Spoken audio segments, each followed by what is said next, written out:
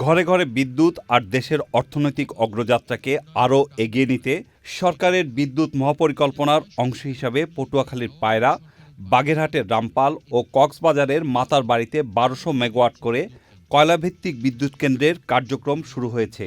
মাতারবাড়িকে ১৪,০০০ megawatt বিদ্যুৎ এবং LNG সহ জ্বালানির সবচেয়ে বড় হাব হিসেবে গড়ে তোলার লক্ষ্য নিয়ে কাজ চলছে।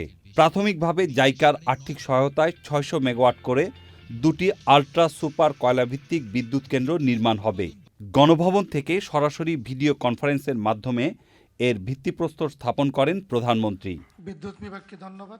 প্রধানমন্ত্রী শেখ হাসিনা বাংলাদেশের মহান মুক্তিযুদ্ধের সমর্থন, যুদ্ধ পরবর্তী বাংলাদেশ পুনর্গঠন এবং দেশের বিভিন্ন উন্নয়ন প্রকল্পে অব্যাহত সহযোগিতার জন্য জাপানের জনগণ এবং সরকারের প্রতি কৃতজ্ঞতা প্রকাশ করেন।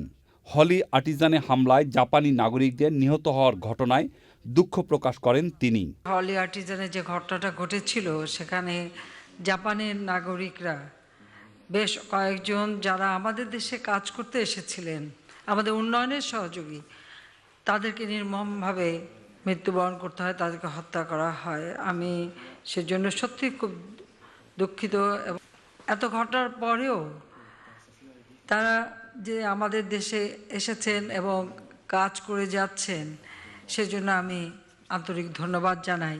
আমি স্থানীয় জনগণ, বিশেষ করে আমার কক্সবাজার এবং মহেশখালীতে আমাদের যারা নির্বাচিত জনপ্রতিনিধি, আমাদের দলের নেতাকর্মী, স্থানীয় জনগণ, সবাইকে আমি এই আহ্বান জানাবো যে আপনারাও সকলে তাদের নিরাপত্তার দিকটা খুব ভালোভাবে লক্ষ্য রাখবেন, দেখবেন। বিদ্যুৎ খাতের সার্বিক উন্নয়নের চিত্র তুলে ধরেন প্রধানমন্ত্রী শেখ হাসিনা। বাংলাদেশের প্রতিটি মানুষের ঘরে ঘরে আমরা আলো জ্বালবো, এটাই হচ্ছে আমাদের লক্ষ্য। আজকে ৯০% মানুষ বিদ্যুৎ সুবিধা পাচ্ছে। কাজে এই চাহিদার সাথে তাল মিলিয়েই আমাদের বিদ্যুৎ উৎপাদন করতে হবে এবং সে লক্ষ্য নিয়ে ইতিমধ্যে আমরা বিভিন্ন বিদ্যুৎ, কয়লাভিত্তিক বিদ্যুৎ, পরমাণু বিদ্যুৎ কেন্দ্র, তারপর আমরা ভারতের থেকে বিদ্যুৎ ক্রয় করে দিচ্ছি। আমরা নেপাল, ভুটান তাদের সঙ্গে আলোচনা করছি, সেখান থেকে আমরা জলবিদ্যুৎ যাতে আনতে পারি। আমাদের চাহিদা মেটানোর জন্য আমরা যা যা করণীয় সবই করে যাচ্ছে এবং আমি দেখতে পাচ্ছি।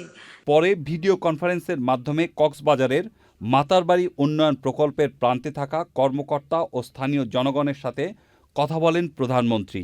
প্রকল্পের কারণে ক্ষতিগ্রস্ত সবাইকে সহায়তার আশ্বাস দেন প্রধানমন্ত্রী শেখ হাসিনা। Chakor Malitha, Channel I, Dhaka.